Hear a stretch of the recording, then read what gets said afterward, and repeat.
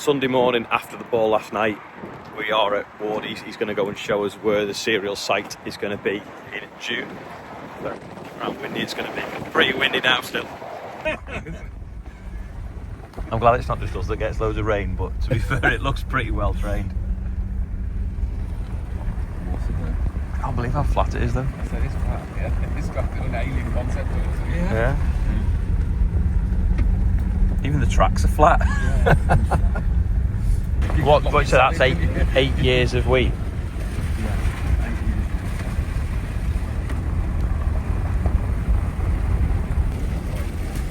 So that was sugar beet, what, 2 weeks ago? 3 weeks, about 3 weeks ago. And you got the beet off and managed to level it. Have you drilled it then? Yeah. Yeah, that's all. Yeah, we got it worked and drilled before the rain came. So the thing with it with sugar beet, we always find if you lift the sugar beet and you don't get it worked and drilled before the rain, because of the way the sugar beet harvester moves, sifts the soil out, it leaves it like a load of pudding. So you have to get it worked and drilled before you get a rain. And how many acres is that? 32 Hectares. acres. Looks bigger than that. And then this is the concrete where we store the beet on here. There's a bit of sugar beet left there.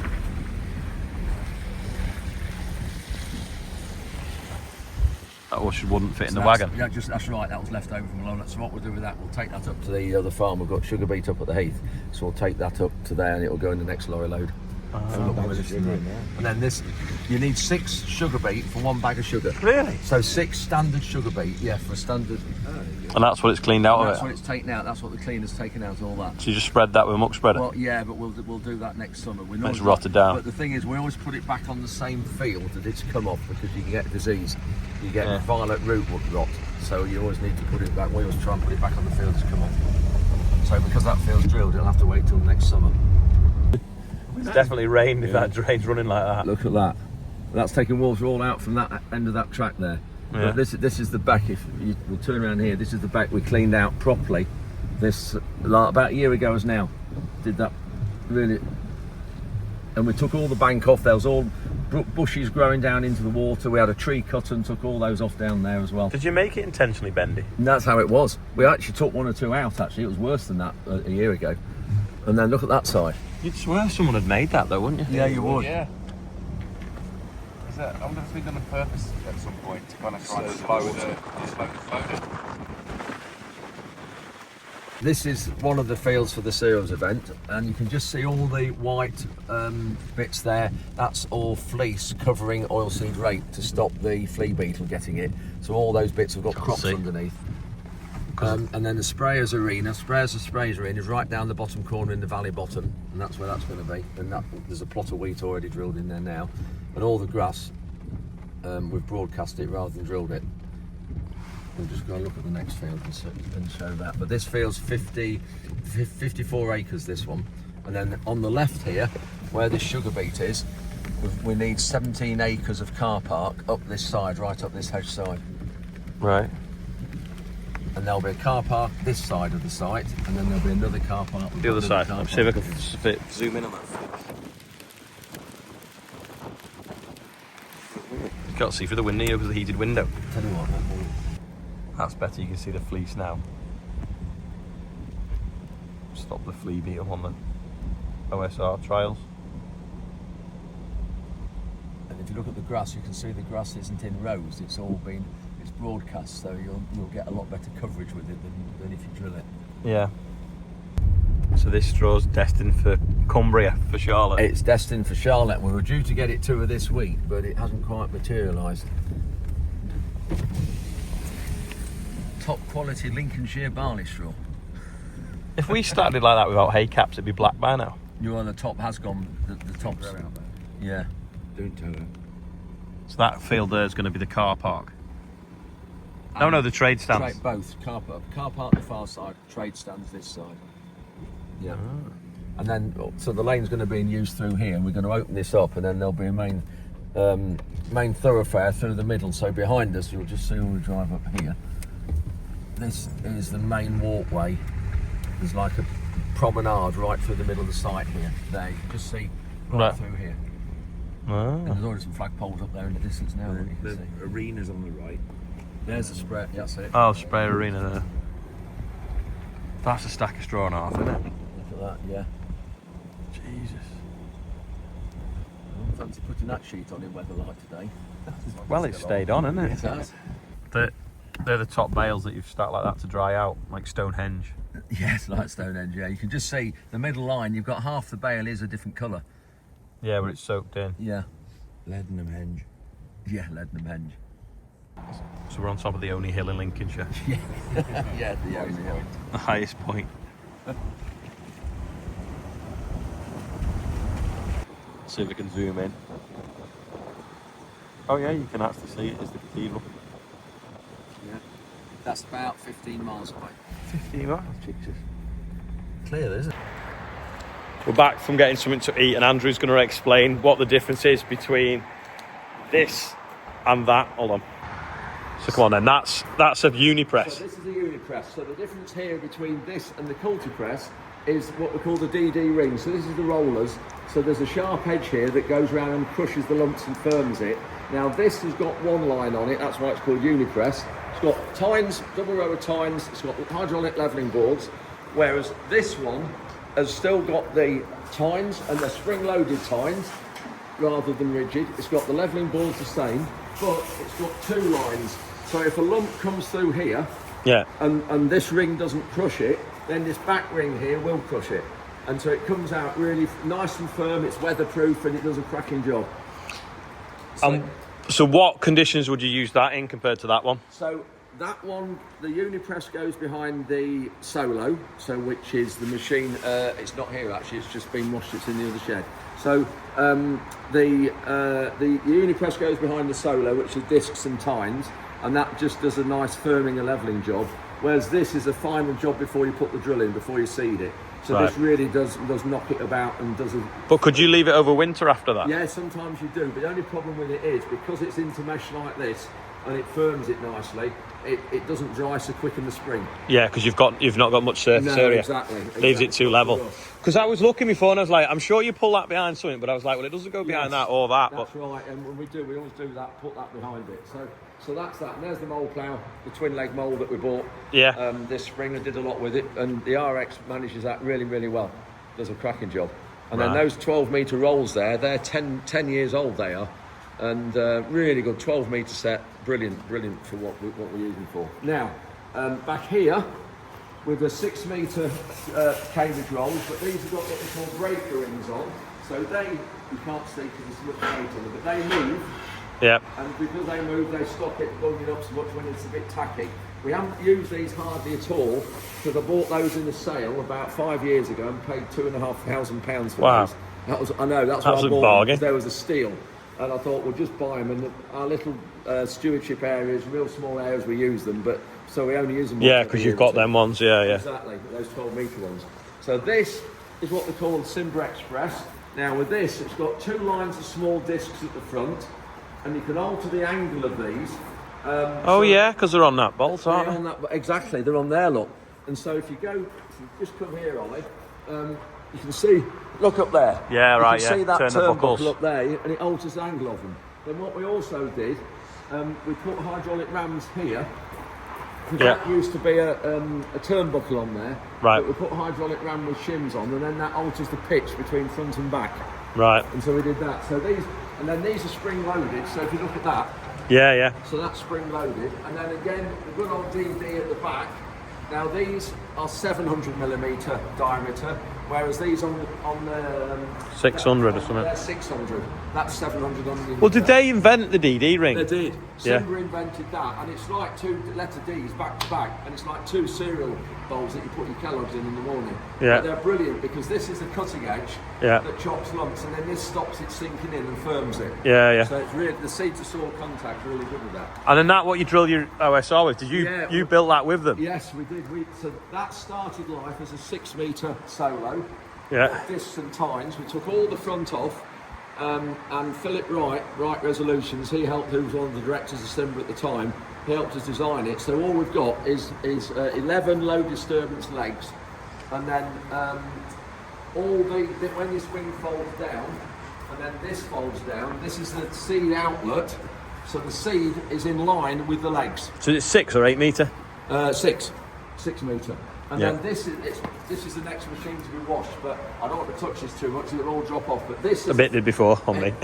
yeah, look here. So this is a flexi roller. So when it's warm weather in the summer, this roller flexes, and there's no scraper on it, so it'll keep clean. But we only tried this about a month ago on the sugar beet, that's why it's got this saw stuck to it. And we only tried 50 yards down the field and didn't use it. Then here you see we've got another DD roll at the back here. Yeah. And again, you can see that's all dried off. So as soon as we unfold this, this will all drop off. And this is all. And then we've got fertiliser here. So you put liquid fertiliser, and again, these nozzles are in line with the legs and the seed. Yeah. So you don't put fertiliser where you haven't got seed. So all this lot hasn't got fertiliser in between. Yeah, it's like a 40 centimetre row spacing. Yeah, that's it.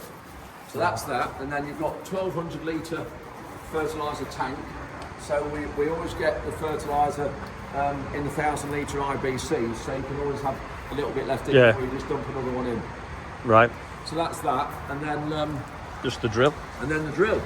So we've got the 8 metre free flow drill, which see probably better down this side. So you've got your front leading. So did you spray a 32 metre or Yes, 36? it's 32 metre. So you've got your front 2 rows of tines here. Then you've got a coil roller here. Yeah. And we've got 1 or 2 holes in this. We need to do a bit of one of these replacing. At the back of here, if you just come round here, Ollie, you've got a metal, instead of a metal scraper, you've got a wire band. Wow, yeah. And that keeps it And clean. that keeps it clean. And then you've got your tines here. So these tines are where your seed comes down. 4 rows of tines, but you can see because they're fairly close together, there's no room in here. Yeah. It blocks up easily. If you've got a lot of straw Right. and it's wet, it blocks up. And then you've got your rubber roller at the back here. Yeah. The whole weight of the drill sits on this rubber roller. Yeah. And then at the very back, we've got some finger tines you can see down here. Yeah. And they just finally sort of level it out and just shuffle any rubbish about and things like that. So that's that. And then lastly, we've got a 3.8 metre, it was 7 legs, and that's what these bits on the frame are. We've moved these legs in, altered them. It's now 5 legs. Right. And we're just using that as a subsoiler. And then at the back, we made this roller ourselves. We've got a roller here with some heavy duty van tyres on. So they're just ordinary commercial van tyres. And then these nodules, here, we put those on. They come off another roller we had. But when it's a very sort of sandy surface, you need something for it to drive and bite. So these will drive and grip in the surface, and they'll then turn. So is there a tube in the middle of that? There's then? a metal tube. There's a metal tube about probably, I don't know, 12 inches diameter, Right. in the middle of that. And then we put all these new van tyres on, and it really does one cracking job because there's no give in this, and it pushes the lumps and firms it. And we're starting to use this a bit more because I don't know what you're like, Ollie, but we've been cutting costs and cutting the establishment, and we're finding we've been a lot of our waters because we haven't been doing enough to headlands and various areas of the field, so we're using the subsoiler a bit more. Yeah. Then the other machine that's not here, it's in another shed, is the Solo, which is a 4.5 metre Solo, which are discs, tines, discs, and then a DD at the very back. So that'll be a little bit like the horse thing. It is. It's like the Tirano, and it's like the top down, Yeah, and yeah. those sorts of things. And that's what you can pull that other one That's behind. it. That says long vehicle on over there. So that's it. That will go behind it. So really, we've got 8 Simba machines. I think the only Simba machine we haven't got is a set of discs, Yeah. and that's it. So a set of ordinary discs. So what are you going to do now they've stopped making them? Well, Keep them that's running. the problem. We've got to keep them running. Luckily, with a lot of these, there's only bearings needed. It's the drill there, the other side here. The drill's the most. That's the one that's a bit Most more complicated, I Yeah, suppose. it is, because there's a lot of tines. There's a lot of points that you've got to get. The natural pigtail tines there. You've a job to get the tines. Various things there. So yeah, that's the one that's more difficult if you like to keep going. Is that sulky metering on it then? It is. Yeah, yeah. It is a sulky metering. That's what So the base. that's easy enough That's to get easy on. enough to replace. It is, and to get bits for. Yeah. But no, that's the only thing with it. But the thing is, just regarding the history of Simba were designed by, or Simba were originated from the Burton family, and I was with them actually only last week, and then they were bought out by some other people who took it on and sort of progressed the company into doing more and more, and Philip Wright was one of them, Guy Lavertia was another, and I was with them this week. And then in 2000, and they had a tie-in with Horse, so it was the Horse Simba drill. There was a tie-in there for a few years, and then about 2010, I think it was, they sold out to Great Plains, which is an American company, but that only lasted 6 years, and I think it was 2016 when Great Plains closed Simba, which was absolutely just horrendous, because the problem is they were bringing out machines, and Great Plains being an American company, they didn't understand the European market and understand our soils and our way of farming, and they were trying to bring machines out that weren't suitable, and then the sales plummeted, and then the worst thing they did was change the logo and the colour. They went from yellow to green, which is at Great Plains are green in America, and of course that's the worst thing you do, is change your company logo and your company identity. And they lost the whole thing. They lost the whole thing, and the sales just absolutely plummeted, and they shut the company in 2016, which was bad, because we had a lot of tie-in here. I was an ambassador for them, used to go over to Eastern Europe talking at conferences abroad, and we did a lot helping them develop machines and did a lot with them, and I got on really well with all the main people in the company. So it's a real shame, but it's testament to the machines with the fact that they're all still going today and how strong they are. Yeah, and it's like a Simba museum now, isn't it? There's this yard. yeah, it is. In fact, we could do the birthdays on this if it's getting washed. Right. Birthday today. Happy birthday to these people if it's your birthday today. We've got Karen Thornton, happy birthday. Wesley Bear Beswick. We've got Andrew Muskian, 63, sorry Ollie, that's your writing. And we've got George Farrell, 10 today. Happy birthday, all of those, and anybody else whose birthday is today who's watching this, happy birthday to you all. Yeah, I think it was George's birthday yesterday, but never mind. Right, that'll be all right, we've got that. Yeah, that's... So let her loose. That's for the winter job, that's the service job, that is. Yeah, happy birthday, everybody. Yeah.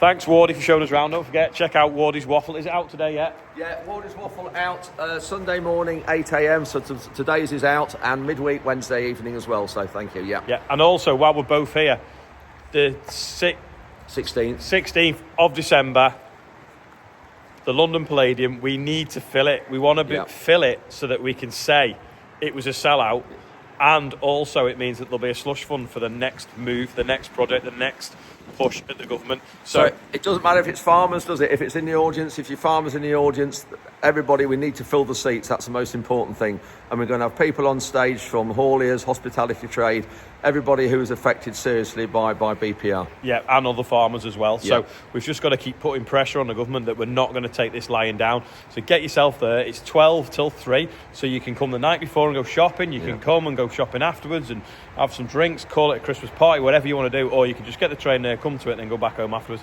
Whatever you want, but get yourself there. Link below. That's it. Yeah, great. Thanks ever so much, and see as many of you there as we can on the 16th, please. Yeah, we really need it full. That's it for today. Thanks for watching. Thanks. I'll see you tomorrow. Bye. We've arrived at the Lincolnshire Ball. Seeing these on the table.